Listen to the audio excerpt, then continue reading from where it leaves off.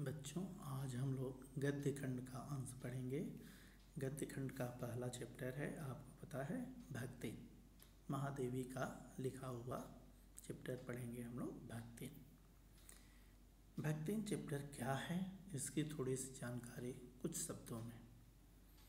भक्ति महादेवी का संस्मरणात्मक एक रेखा चित्र है, जो स्मृति की रेखाएं नामक उनकी बुक में संकलित है। इसमें महादेवी जी ने अपनी सेविका भक्तिन के अतीत और वर्तमान का परिचय देते हुए उसके व्यक्तित्व का एक खाका तैयार किया है। महादेवी के घर में काम शुरू करने से पहले उसने कैसे एक संघर्षशील, स्वाभिमानी और कर्मठ जीवन जिया और कैसे पितृसत्तात्मक मान्यताओं और छंद भरे समाज में उसने अपनी बेटियों के हक के लिए जीवन भर लड़ती रही, उसका इन्होंने सटीक वर्णन किया है। भक्ति एक देहाती महिला की कहानी है, जो अपना सब कुछ छोड़ छाड़ करके महादेवी के पास में काम करने के लिए आती है। उसका वास्तविक नाम लक्ष्मी था, जिसको लक्ष्मीन कहते थे, लेकिन इनके पास में आकर के उसने आग्रह किया कि मेरा वास्तविक नाम कभी किसी से ना बताया जाए। क्यों? इसलिए कि उसका नाम था लक्ष्मी और उसके जीवन में लक्ष्मी का सर्वथा अभाव था। यह क्यों इसने मना किया, क्या कारण था, क्यों नहीं महादेवी को बताने दिया, किस तरीके से उनके पास नौकरी की, उसका चित्रण हम लोग करेंगे किसमें, इस भक्ति नामक पाठ में। तो आइए मूल पाठ हम शुरू करते हैं। भक्ति। छोटे कद और दुबले शरीर वाली भक्तिन अपने पतले होठों के कोनों में दृढ़ संकल्प और मोटी छोटी आंखों में एक विचित्र समझदारी लेकर जिस दिन पहले पहर, महादेवी जी कह रहे हैं कि जिस दिन पहले पहर क्या मेरे सामने आ उपस्थित हुई, तब से आज तक एक युग बीत गया। एक युग बीत गया, बहुत समय निकल गए। जिस समय वह पहले एक युग का मतलब 10 वर्ष से 12 वर्ष का समय होता है। पर जब वह कोई जिज्ञासु का मतलब क्या होता है, जानने वाला, उससे इस संबंध में प्रश्न कर बैठता है, तब वह पलकों को आधी पुतलियों तक गिरा करके चिंतन की मुद्रा में टुट्टी को कुछ ऊपर उठाकर विश्वास भरे कंठ से उत्तर देती है। अतः अंदर से आत्मविश्वास लेकर के वह का उठती है। क्या करती है कि तुम पछे का हम का बताई, यह 50 वर्ष से संग्रहित है, अर्थात मैं इनके साथ 50 वर्षों से रहती हूँ। इस हिसाब से मैं 75 की ठहरती हूँ। 50 वर्ष से साथ रहती हैं और 25 वर्ष के रहने के बाद ये आई, अर्थात इन्होंने क्या कहा कि मैं 75 की ठहरती हूँ, अर्थात मेरी उम्र क्या लगभग 75 की हो जाती है।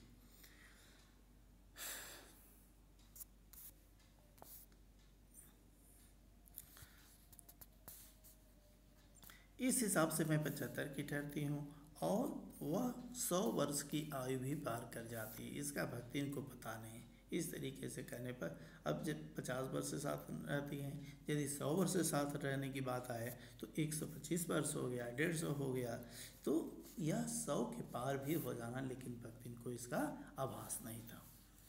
पता हो भी तो संभवतः वह मेरे साथ बीते हुए समय में रत्ती भर भी कम करना न चाहेगी, थोड़ा सा भी कम करना नहीं चाहेगी। मुझे तो विश्वास होता जा रहा है कि कुछ वर्ष और बीत जाने पर वह मेरे साथ रहने के समय को खींचकर 100 वर्ष तक पहुंचा देगी। 100 वर्ष से भी अधिक कर सकती है, चाहे उसके हिसाब से मुझे 150 वर्ष की असंभव आयु का भार क्यों न ढोना पड़ा। अर्थात जब वह 50 वर्ष से साथ रहती है तो ये 75 की हुई।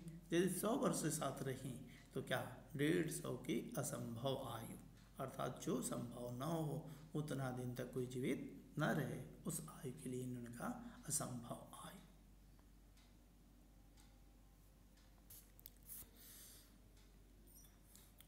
सेवक धर्म में हनुमान जी से स्पर्धा करने वाली भक्ति, स्पर्धा प्रतियोगिता। जैसे हनुमान जी रामचंद्र जी की सेवा में हमेशा लगे रहते थे, अपने स्वामी की सेवा में लगे रहते थे, वैसे ही भक्तिन भी अपनी स्वामिनी महादेवी की सेवा में लगातार लगी रहती थी। हनुमान जी से स्पर्धा करने वाली भक्ति किसी अंजना की पुत्री न हो करके एक नाम धन्या गोपालिका की कन्या है। अर्थात हनुमान जी अंजना माता के पुत्र थे, लेकिन यह अंजना माँ की लड़की न हो करके एक नाम धन्य नाम वाली गाय को पालने वाले ग्वाले की पुत्री है।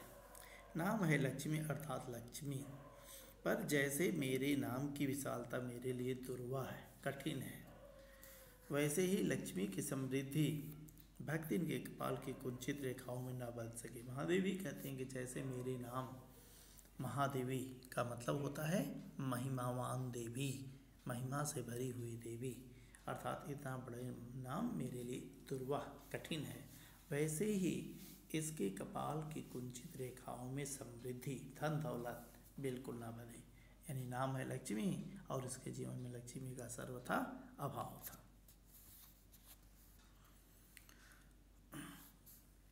वैसे तो जीवन में प्रायः सभी को अपने अपने नाम का विरोधाभास लेकर के जीना पड़ता है। नाम कुछ और हो और काम कुछ और होता है। पर भक्तिन बहुत समझदार है, जानकार है, क्योंकि वह अपना समृद्धि सूचक ऐश्वर्यता की सूचना देने वाले नाम को कहते हैं समृद्धि सूचक नाम। किसी को बताती नहीं, केवल जब नौकरी की खोज में आई थी, नौकरी खोजने के लिए मेरे पास आई थी, तब ईमानदारी का परिचय देने के लिए उसने शेष इतिवृत्त के साथ यह भी बता दिया था कि मेरा नाम यह है।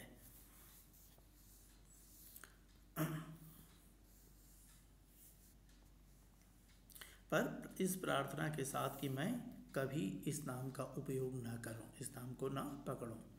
उपनाम रखने की प्रतिभा होती तो मैं सबसे पहले उसका प्रयोग अपने ऊपर करती। इस तथ्य को वह देहातीन क्या जाने कि यदि उपनाम रखा जाता तो मैं अपने ऊपर भी रखी थी, लेकिन मैं कभी नहीं रखी। इसी से जब मैंने कंठी माला देखकर उसका नया नामकरण कर दिया, किसका, जो आई थी इनके पास नौकरी के लिए अर्थात भक्तिन का, तब वह भक्तिन जैसे कवित्वहीन नाम को पाकर के भी गदगद हो उठी। कविता करना बिल्कुल नहीं जानती, एक अक्षर तक नहीं जानती, लेकिन उसका नाम क्या हो गया, भक्तिन हो गया। भक्तिन के जीवन का इतिवृत्त, इतिवृत्त कहते हैं इतिहास को, हाल चाल को, पुराने रिकॉर्ड को, उसके स्वभाव को पूर्णतः क्या अंशतः समझना भी कठिन होगा जब तक हम उसके पुराने इतिहास को नहीं जानते हैं। पूरा क्या, थोड़ा सा भी उसके संबंध में जानकारी अर्जित नहीं कर सकते हैं। वह ऐतिहासिक झूसी गांव में प्रसिद्ध एक सुरमा की, सुरमा कहते हैं, सुरमा का मतलब क्या होता है, सुरमा का मतलब वीर होता है। तो इन्होंने कहा कि वह एक सुरमा की पुत्री थी।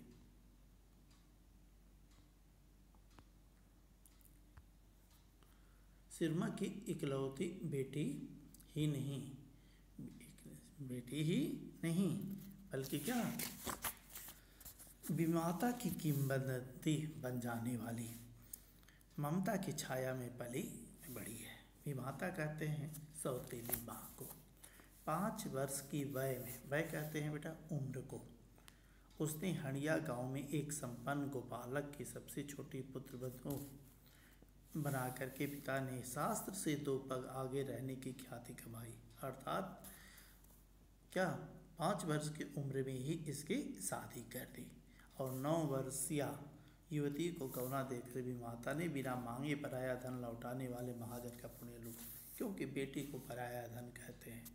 और इसने क्या किया, 9 वर्ष की उम्र में ही इसका गौना कर दिया। गौना शब्द क्या है बेटा, गौना का शुद्ध मतलब होता है गवन, गवन का मतलब होता है प्रस्थान करना, वहाँ से जाना। तो 9 वर्ष में ही उसने क्या किया, उसका गौना कर दिया।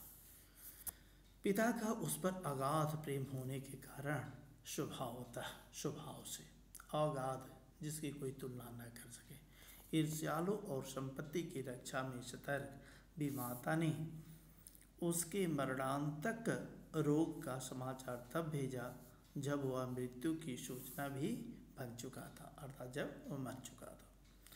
रोने पीटने के अपशकुन से बचने के लिए सास ने भी उसे कुछ न बताया। बहुत दिन से नहर नहीं गई है, सो जा कर के देख आवे, यही कह करके पनाह उड़ा करके सास ने उसे विदा कर दिया। अर्थात दोनों ने एक साथ व्यवहार, सौतेली माँ ने नहीं बताया और सास ने भी उसी तरीके से विदाई कर दिया कि बहुत दिन से तुम नैहर नहीं गई हो, अपने पीहर नहीं गई हो, मायके नहीं गई हो, तुम जाओ वहाँ से लौट आओ। इस अप्रत्याशित अनुग्रह ने उसके पैरों में जब पंख लगा दिए। क्यों? क्योंकि वह चाहती थी कि जितना जल्द हो मैं अपने घर पहुंच जाऊं। वे गांव की सीमा में पहुंचते ही झड़ गए। उत्साह से भरी हुई जा रही थी, लेकिन वहां पहुंचते ही दुखित हो गई। क्यों? कि बाहर ही किसी ने कहा, हाय लक्ष्मी अब आई, कि अस्पष्ट पुनरावृत्तियां और अस्पष्ट सहानुभूति दृष्टियां उसे घर तक ठेल ले गई। अर्थात जब ये कहा गया कि अब आई हो, मतलब क्या, आने में तुमने देर कर दिया, जिसे तुम देखने आई हो वह तो अब इस दुनिया को छोड़ करके चला गया। पर वहाँ न पिता का चिन्ह शेष था, न भी माता के व्यवहार में शिष्टता का ही लेस मात्र था, थोड़ा सा भी नहीं था, जिसको लेस मात्र कहते हो। दुख से शिथिल और अपमान से जलती हुई वह उस घर में पानी भी बिना पिए उल्टे पैरों ससुराल लौट आई। जहाँ से गई थी वहीं पुनः लौट आई। सास को खरी खोटी सुना करके उसने विमाता पर आया हुआ क्रोध शांत किया। अर्थात उसने भी तो झूठ बोला था, पढ़ा उड़ा करके भेजा था कि जाओ, दिन से तुम घर नहीं गई हो, अपने नैहर नहीं गई हो, वहाँ से लौट आओ। इसलिए उनके ऊपर इन्होंने अपना क्रोध व्यक्त किया और पति के ऊपर गहने फेंक फेंक कर उसने पिता के चीर बिछो की मर्म व्यथा व्यक्त की। चीर बिछो का मतलब तो होता है बिछुड़न, अलग होना, लेकिन चीर का मतलब क्या हुआ? जब चौ में छोटी की मात्रा लगा दिया जाता है तो चीर बहुत हो जाता है, और वही बड़ी की मात्रा लग जाता है तो चीर का मतलब क्या? वस्त्र हो जाता है। यहाँ चीर बिछो लिखा हुआ है, अर्थात बहुत दिनों से अलग होना। चीर बिछो का मतलब क्या हुआ?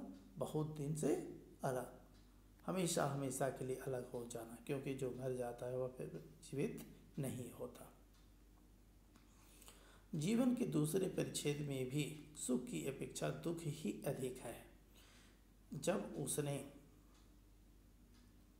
रंग और बटिया जैसे मुख वाली पहली कन्या के 2 संस्करण और कर डाले, 2 संस्करण 2 हिस्सा 2 भाग, तब सास और जिठानियों ने ओट बिचका करके उपेक्षा की, इसकी शिकायत की, विरोध किया। उचित भी था, क्योंकि सास 3 कमाऊ वीरों की विधात्री बनकर मचिया के ऊपर विराजमान पुरकिन के पद पर अभिषिक्त हो चुके थे। केवल मचिया पर बैठ करके 3 पुत्रों की माता थी, मचिया पर बैठी रहती थी, केवल दूसरे को आदेश दिया करती थी। और दोनों जिठानियाँ काक सुंडी जैसे काले लालों की क्रमबद्ध सृष्टि करके इस पद के लिए उम्मीदवार थी, क्योंकि सास के मरने के बाद पुनः इन जिठानियों को ही उस पर क्या अभिषिक्त किया जाएगा, बिठाया जाएगा। काकभुसुंडी क्यों कहा गया? रंग से काले, इनके दोनों पुत्र कैसे थे? काले काले थे। छोटी बहू के लिख छोड़कर चलने के कारण उसे दंड मिलना आवश्यक हो गया था। जिठानियाँ बैठ कर के लोक चर्चा करती, संसार की बातें किया करती थी, और उनके कलूटे लड़के धूल उड़ाते, इधर उधर दौड़ते घूमते। वह मट्ठा फेरती, कूटती, पिसती, राधती, और उसकी नन्ही लड़कियां गोबर उठाती, कंडे पाती।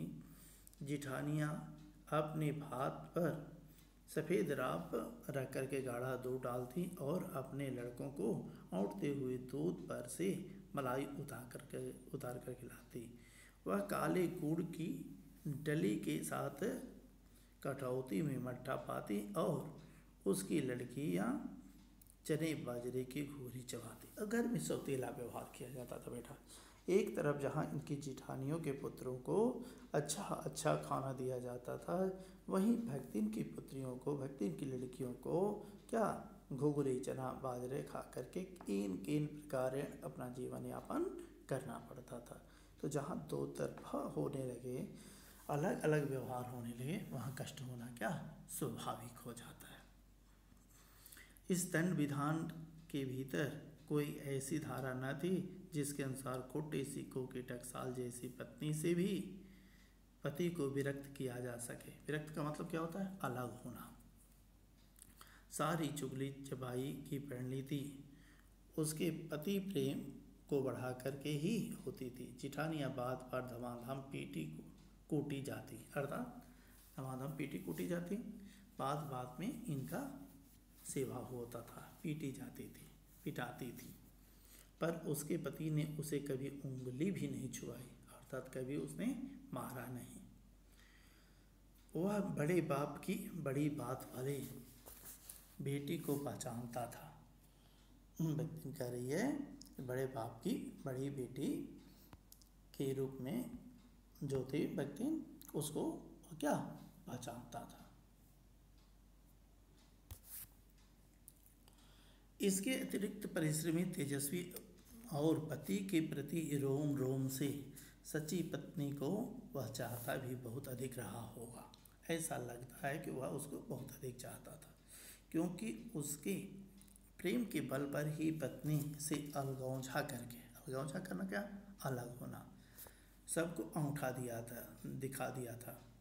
काम वही करती थी, इसलिए गाय भैंस और खेत खलिहान, अमराई के पेड़ आदि के संबंध में उसी का ज्ञान बहुत बढ़ा चढ़ा था। उसने छांट छांट करके ऊपर से असंतोष की मुद्रा के साथ और भीतर से पुलकित होते हुए जो कुछ लिया वह सबसे अच्छा भी रहा। वह सोच सोच करके कि यह पेड़ मुझे दे दीजिए, यह खेत मुझे दे दीजिए, जैसा कि अलग जब होते हैं लोग तो बात बात में अपने मन चाही हुई चीज़ों को ही लेना चाहते हैं। वैसे ही भक्ति ने भी किया।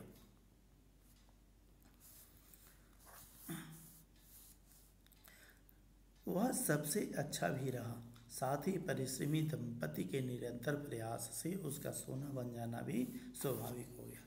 दोनों मेहनत करते थे, दंपति, पति और पत्नी दोनों मेहनत करते, जिसके कारण वह खेत क्या स्वर्ग बन गए, उसमें से कमाई अधिक होने लगी।